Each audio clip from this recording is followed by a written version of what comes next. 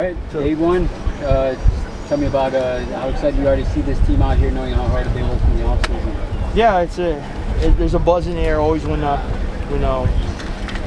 first practice comes around, and so these guys are excited, and we want them to keep that energy. As it's a process.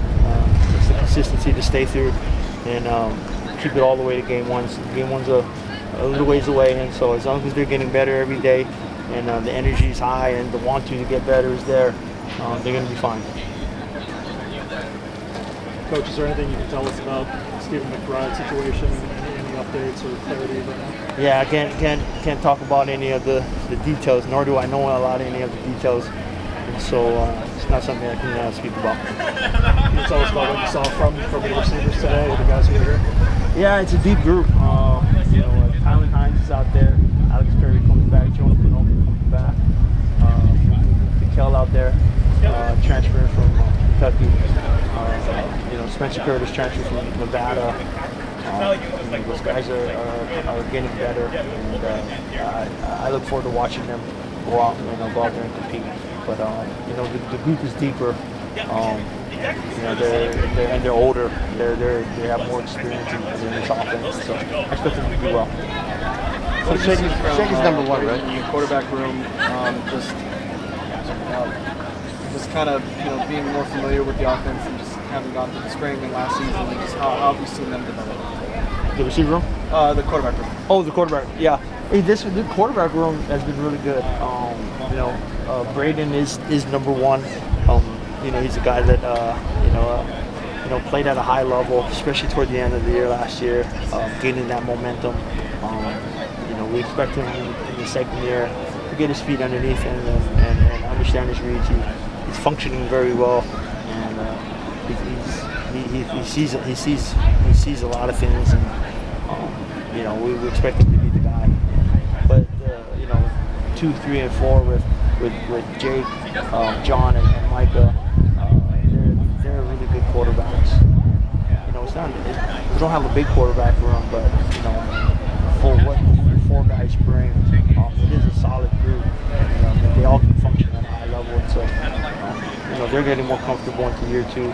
Micah being year 1, but Micah's been has been right on, and it's just as advertised.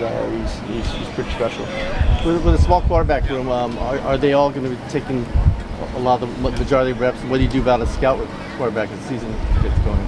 Yeah, that's a good question. We'll take a bunch of reps early on, especially the first 10 days of practice, and then we'll transition into getting Braden more reps, and then getting the backup. Who's going to be the backup? They're in competition right now to be the backup, and so we're also bringing in the scout team guy, and so he'll get here soon, and so we can really focus on our 4 guys, and then have a scout team guy function the scout team. Is there a timeline when you want to set up a backup and number 2? I don't know. I have a feeling you're gonna keep asking me until I do.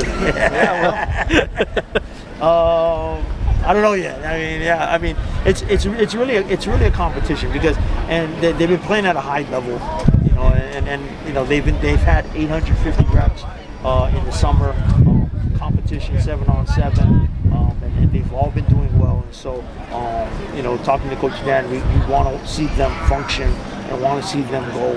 A couple of those guys, their clock's ticking. Micah has a red shirt, and so all those things play into factor.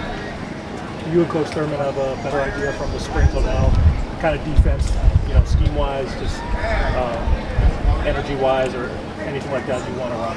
Yeah, Coach Thurman has a defense that he wants to run, and it's going to be specific to getting after guys, flying around, keeping it simple but changing it up, and making sure that we're getting after the quarterback.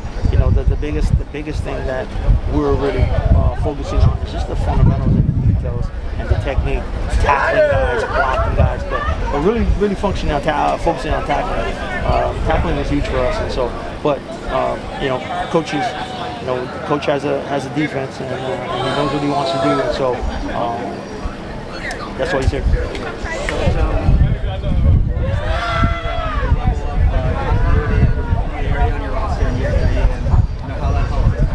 It helps, right? Any college college coach and any team that has so many returning guys, offense, defense, special teams, they're gonna know, they're gonna know our system. They're gonna know, where to line up.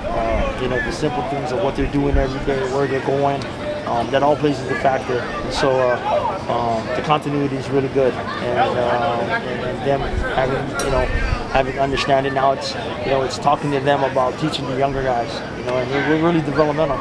We take guys and take younger guys and we develop them all into players. And some of these guys that have been here for 2 years with us, they understand what it looks like. Guys that have 30, 20 games under their belt, they understand and know what it looks like. And so it's about them staying really sharp, staying detailed, staying really technical on the fundamental technique, but also mentoring the guys behind them and being a good example. Coach, piggybacking off that question, as you continue to bring back the run and shoot offense, how big is it to have a veteran guy like Braden deciding to come back, and what does that do for the younger guys? Yeah, Braden's going to continue to get better, and he understands. He went through fire. Right? He went through the fire his first year with the run and shoot, and he's continuing to get better and progress. And so we're just building off of that progress, and he's in his, him understanding his receivers, him having a better relationship, and how they go on do their things, and the timing of it all. It all helps. Also, having Dan Morrison in the room really helps. A veteran coach that understands quarterbacks, understands different styles, and who's going to be able to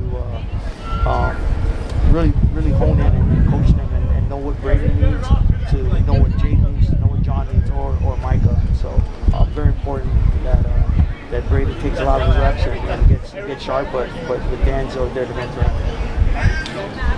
You guys went 30 minutes longer than originally scheduled. Was that pre-planned, or does this show how much these guys want to put in the extra work to get better?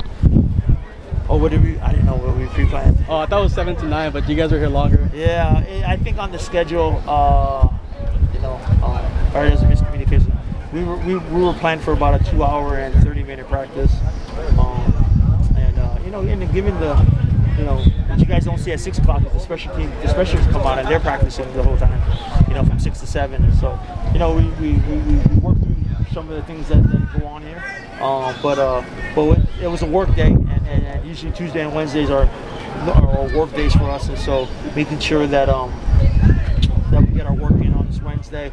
Thursday we'll taper off. Friday we'll have our perfect Friday day, and then Saturday we'll be ready to compete and go at each other. So.